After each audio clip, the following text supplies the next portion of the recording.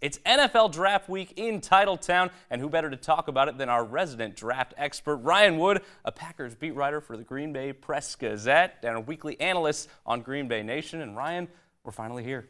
It's finally that time, and one can only hope, Matt, after, 2 months of waiting, that Aaron Rodgers and the New York Jets are going to find their union and that some trade is going to happen and this long wait will be over. Yeah, we finally got a little movement on that today. We got to mention this. Ian Rappaport of the NFL Network today saying the Packers and Jets have re-engaged in discussions around the Aaron Rodgers trade. And Ryan, we were both at the NFL owners meetings in Phoenix just talking about that with Packers GM Brian Gutekunst, and he told us that movement had been pretty constant on that front. So what do you make about this report coming out today, of all days? Well, it's kind of obvious, right? This is Sunday of draft week. And the first real deadline for these two teams that have been in a stalemate is presenting itself now. Thursday night, the Packers are on the clock. The Jets are on the clock. And if Brian Gutekunst wants to make headway toward rebuilding toward Jordan Love, he needs those draft picks, as many draft picks as he wants. Matt, as he said at the NFL owners meeting, he wants all the draft picks. So we'll see what he gets. But this is the first real deadline, and you would expect that at some point this week, this trade will be consummated. So Brian Gutekunst has not shown really any shyness as far as coming to moving up in the draft for guys that he wants. Obviously, the infamous pick coming in 2020, him moving up from 30 to 26 to draft Jordan Love, who's now going to be the starting quarterback in Titletown. But if you had to weigh the odds either way, would you say there's a more likely chance of the Packers moving up or down in this draft? Here's what we know. If Brian Gutekunst loves a guy, or if he doesn't love a guy, he won't hesitate to move. He loves to trade. And what we don't know is whether or not Brian Gutekunst loves a guy or doesn't love a guy. What's his board? Obviously, the Packers keep that on lockdown. We're not privy to those kind of secrets, as much as that would be fun. So if Brian Gutekunst has got to have a guy, he's not going to hesitate to move heaven and earth and trade a few draft picks and go get him. We just don't know, and that makes it unpredictable. It makes it exciting, and it's why you tune in to watch. And that's what you look at in the first round, or I guess in these first 2 days especially, the first, the second, and the third round as far as stockpiling picks goes. And the higher you pick in the first round, the more valuable a pick you will receive for a team looking to move up. So it really becomes the equation of whether a team needs more players on their roster or they just need better ones. The Packers have a few glaring needs on this roster. Let's start off tight end. Defensive line, especially with the thinness coming out of there, losing Jaron Reed and Dean Lowry, and then safety as well, with possibly losing Adrian Amos, Darnell Savage on the fifth-year option.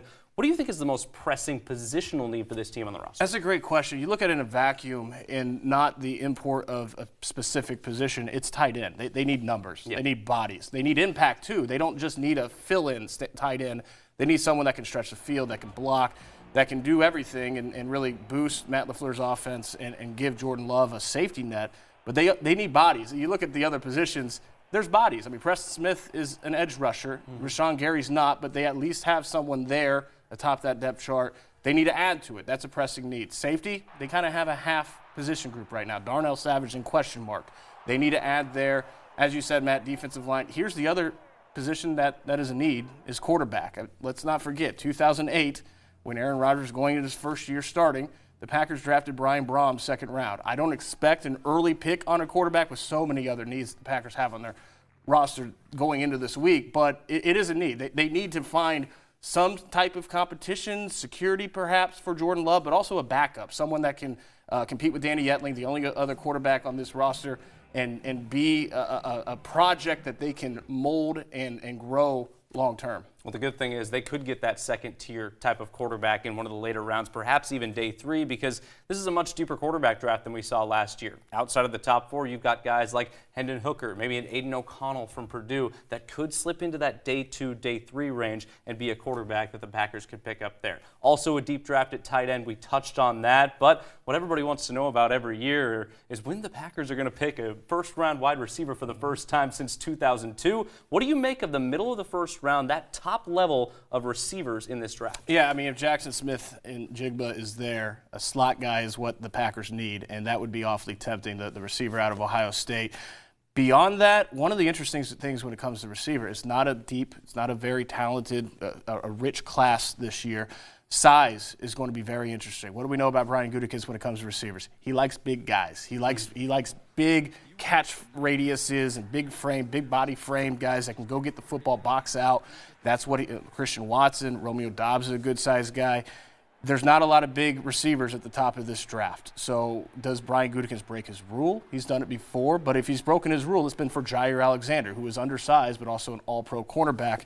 It's very rare that you see Brian Gutekunst or anyone from this scouting tree break that size rule, especially with receiver. That will be interesting to watch. Ryan, we've seen the last couple years especially. We've had to maybe look and dig through our books a little bit when the Packers are picking toward the end of the first round of the draft, because we see the pick, and then we say, who? For just a quick second, and then we realize that we've seen the players before. 2 years ago, it was Eric Stokes, the cornerback out of Georgia. Last year, it was Quay Walker, the off-ball inside linebacker out of Georgia, and then later in the first round, of course, Devontae Wyatt, the defensive lineman. If you're picking a guy that is maybe off of Packer fans' radar, that could be the first-round pick for Brian Gutekunst to maybe throw us a fastball a little bit, what do you think in this one?